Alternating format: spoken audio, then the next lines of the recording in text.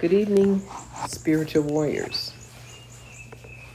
We're continuing to read from Spiritual Warrior 3, Solace for the Heart in Difficult Times.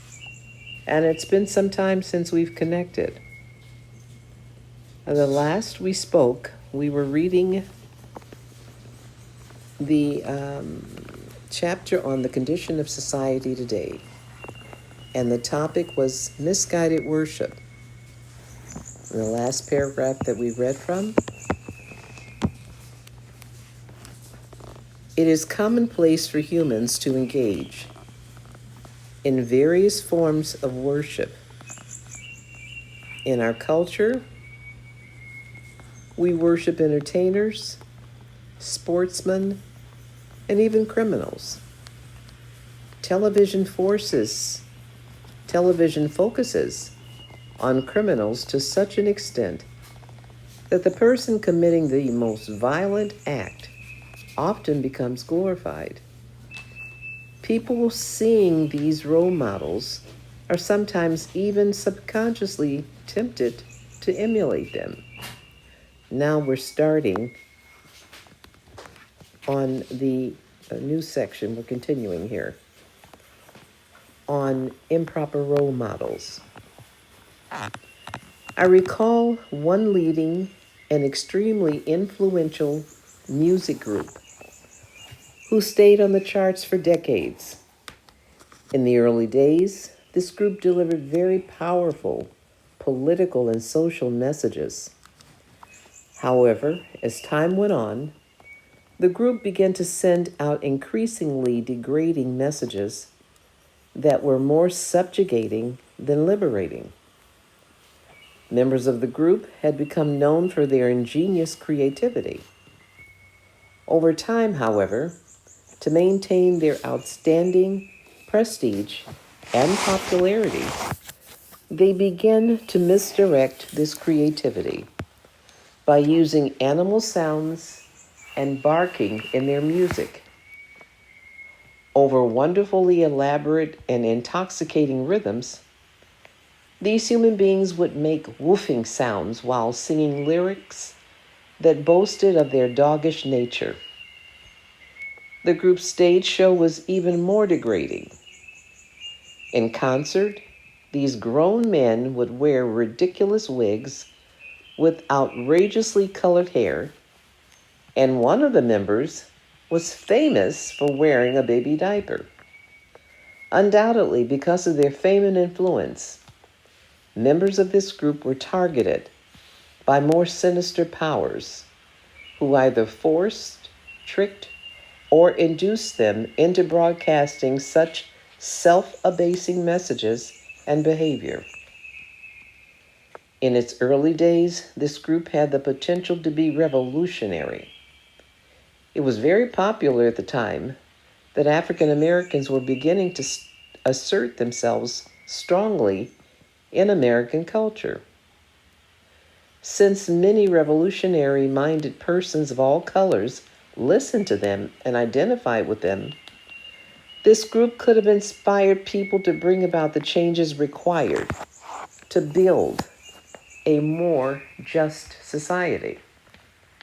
Unfortunately, as this group and others began to degrade and regress in consciousness, it helped to dismantle any real attempts at revolution, the redistribution of wealth, or the pursuit of political justice. The bottom line is that many artists that the public thinks are cool have become completely absorbed in self-gratification. What kind of positive contribution does a publicly adulated womanizer, stoned on drugs, and earning millions a year make to the well-being of society? What sort of role models do people who bark like dogs offer? From the perspective of higher knowledge, nothing could be more degrading to the human soul than to mimic animal behavior. This is not just a matter of aesthetics or refinement. The divine law that governs this universe dictates that when one's body indulges in animalistic behavior, one's consciousness follows.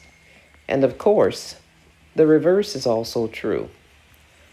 The divine mission of human beings is seriously defiled by regression to a lower level of development. When human beings stoop to the level of copying animals, they have already succumbed to defeat. The most sacred knowledge on this planet tells us that all living entities have souls. The main difference between animals and humans is that humans have a sense of restraint, self-control, and conscience.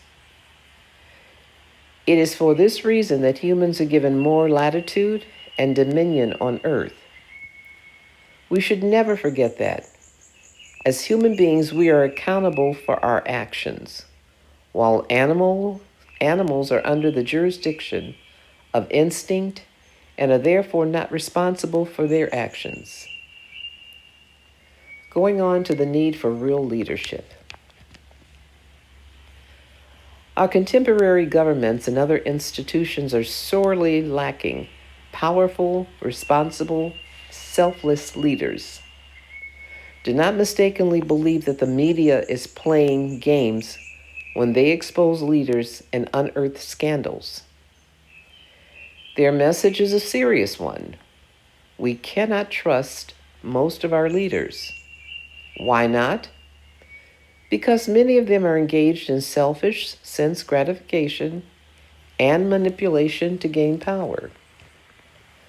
The leaders of most countries are increasingly guiding people away from spiritual life, and many of their policies are officially encouraging massive immorality. For instance, many states are exploring how to legalize gambling because it is an effective way to build a revenue. However, is this constructive for the people who are gambling? What about economic policies that further exacerbate the divisions between the world's rich and poor? A serious situation arises when material illusions become so strong that sin is committed boldly and collectively, becoming a prominent part of the culture. I've personally observed the effects of this global delusion in my travels around the world. And just as a reminder, when I'm referring to I and personal memories or statements, I am referring to His Holiness Bhakti Tirtha Swami, because these are his words and we're speaking his words. So please don't confuse it with me. Again, I have personally observed the effects of this global delusion in my travels around the world. Meanwhile, our other guardians are not proving themselves to be any better. For example, America has been uncovering many instances of disrespectful treatment, rape, and abuse in mental health institutions and nursing homes. There have been numerous exposés in the media reporting the stories of helpless, bedridden, paralyzed patients who were raped in their wards by so-called health practitioners. Going on to corruption is commonplace. No matter where they live around the world, people in positions of power fall down or become corrupt for similar reasons. We see that when leaders are attached to their positions and the associated perks, they are unable to understand their roles as servants of God. Without a sense of detachment, they are unable to give to others effectively. They use their power to promote their own agendas rather than offering themselves in service to those they are supposed to lead. Such leaders are master manipulators and will find ways to justify their actions by any means. They misuse their positions to sabotage everything of a higher nature.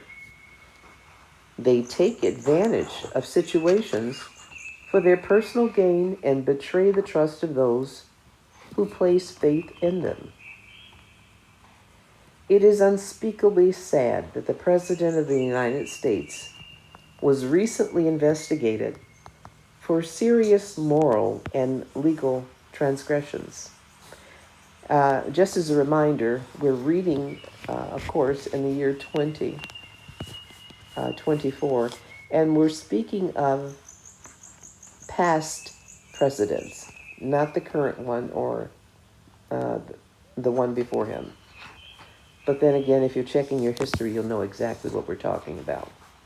Yet the world climate has become so permissive that people consider adultery and sexual misconduct commonplace and do not even bat an eye.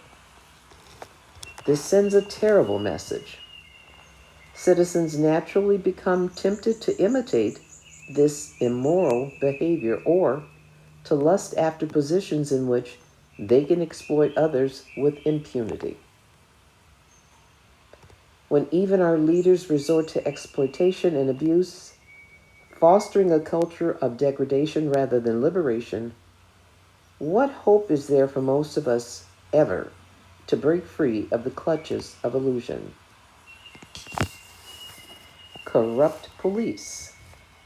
In some nations, the police force, one of our supposed protective agencies, is so ineffectual that criminals boldly enter police stations and rob policemen of their weapons and uniforms. Sometimes criminals have sent out notices to warn victims of their intention of robbing their homes at a particular date and time. In such cases, the potential victims would be wise to vacate the premises. In other parts of the world, police forces are so corrupt that some policemen double as criminals. I actually saw this in some developing countries in Africa. By day, they would serve as uniformed policemen, and by night, they would become mass criminals.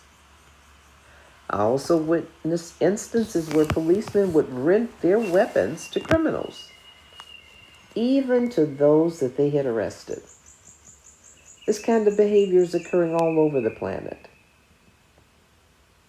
Moving on to short-term self-interest.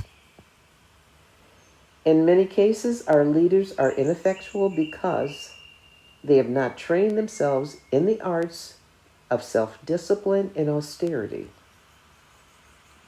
In the pursuit of their own selfish interests, they use the same shortcuts and avenues of exploitation that criminals use. As a result, when they take charge, they sometimes make an even greater mess of things. Let us look directly at the current world situation. It is not uncommon today to see rampant exploitation of the masses by politicians, government officials, and other leaders. Certain third world leaders have sold their own countries out by allowing the dumping of toxic waste in their homelands, just so they can deposit large sums of money into their Swiss bank accounts. And this continues today in this current year. The self-centered, short-term thinking of our leaders can have devastating effects on the world for generations. For example, some nuclear reactors are being built to endure for only 50 years. Yet, the nuclear pollution that they create can remain harmful for thousands of years. Are the tycoons who have created these poisons going to allow these toxic wastes to be stored in their own backyards? Of course not. They ship these wastes across the country, endangering the public, or they bury the toxic material at sea, or they put it on boats and send it to countries with leaders who will sell out their citizens for some temporary profits. Ecological devastation. People are well aware of the ecological degradation on this planet. As greedy fortune hunters, tycoons, and speculators construct more factories, mine more minerals, and dig more oil wells, they are literally rupturing the womb of Mother Earth. Their transgressions of dumping toxic waste, polluting the water, and fouling the air will prove extremely devastating to the people on this planet in the near future. When businesses and nations persist in engaging in exploitive behavior for short-term profit and power, without considering the ramifications of that conduct, then we are all put into extreme jeopardy. Mother Earth is reaching her limits in a great many areas. For example, the massive cutting down of trees is diminishing our oxygen supply. Our clean water supply has almost vanished in many parts of the world. And the provision of adequate amounts of water is fast becoming a worldwide problem. We're all responsible for this situation because we are all contributing to the depletion of our resources and the pollution of this planet.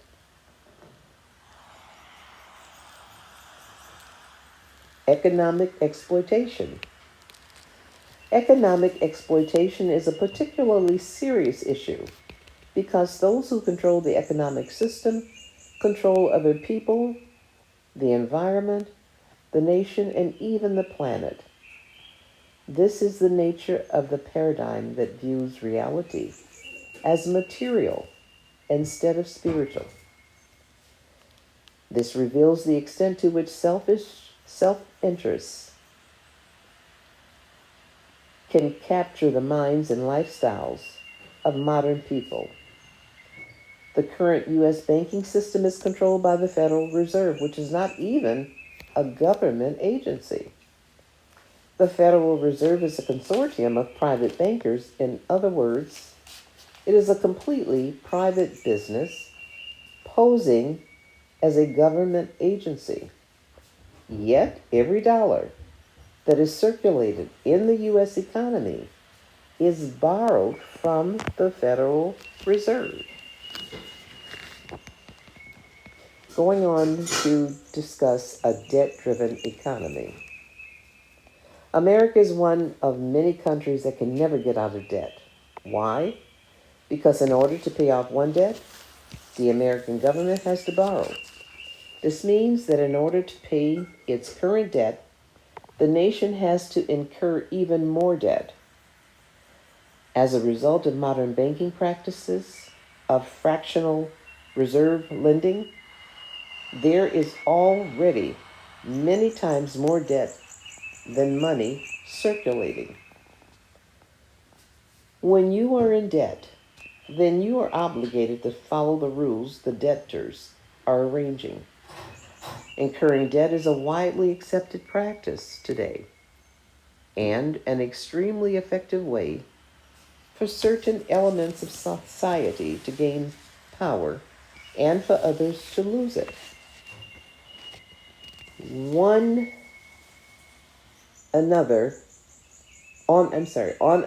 economic front, many people who are counting on insurance claims and Social Security stipends are going to be disappointed.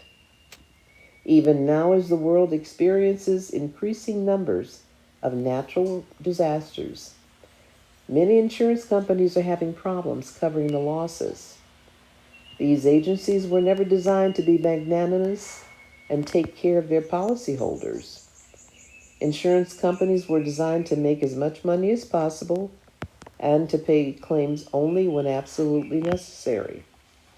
Consequently, they cover the costs of claims by raising their rates. It is obvious whose side they're on. People become especially aggressive when they perceive a shortage of goods, services, or necessities. Such scarcity seems to be pervasive in the world today. Actually, however, there is no real scarcity anywhere on this planet. There is only the scarcity created by the hoarding of the rich and powerful.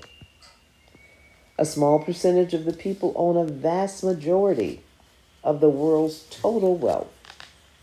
The planet is divided into haves and have-nots.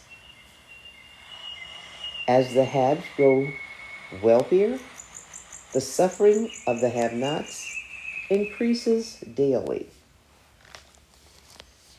Houses of worship in decline. Even our places of worship are caught up in the general decline of morals. The mosques, temples, synagogues, and churches are supposed to be places surcharged with spiritual energy. If a place is properly spiritualized, almost anyone who walks by or enters can feel it. Sometimes even animals will become calmer and act in a more peaceful, gentle way. Nowadays, however, when we go to the average place of worship, we often have to return home to find peace because of so much backbiting, political maneuvering, and confusion. The failure of spiritual centers to uplift us creates an atmosphere of distrust and disappointment. When places of worship get caught up in the general turbulence of the world, people are not properly protected from the outer environment of contamination.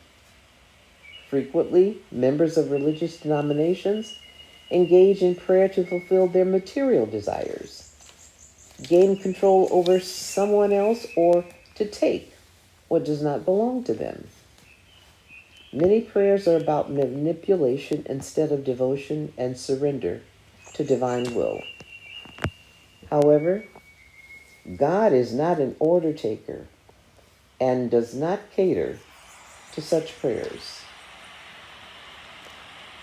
And we'll try to see if we can cover this last section and then we'll end. Our last section, until next time, is on no sacred havens. At earlier times in history, people sought refuge from persecution or from criminals by entering churches, temples, and mosques. Unfortunately, today, that is often not the case. All too many modern churches cater to self-centeredness and spiritual impotence. They cannot provide any real shelter. It is only natural for people to run to their spiritual havens when they are suffering. But evil does not care where one goes to hide. In some countries I have visited, criminals and soldiers rape, abuse, and murder people even within the church walls. We have to look beneath the surface to see why this situation exists. These days, people see so much hypocrisy in their churches and temples that they easily lose faith in spiritual traditions and their practitioners. Otherwise, at least some climate of reverence would exist, and people passing by sacred places of worship would recognize them as abodes of God. When a culture does not demonstrate sufficient love and respect for God, people will simply see religion as yet another form of exploitation.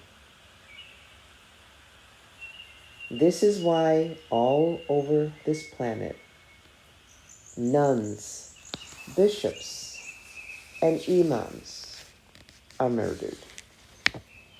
And we'll end at this point and pick it up next time.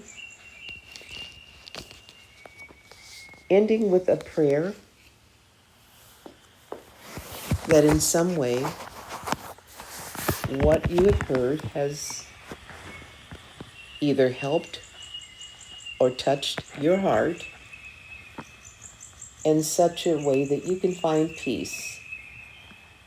And if possible, share it. Share the change that may be taking place in you in a positive direction. And until next time, I wish you peace, internal changes, positive changes, and praying that you will always engage in the Lord's service. Hare Krishna.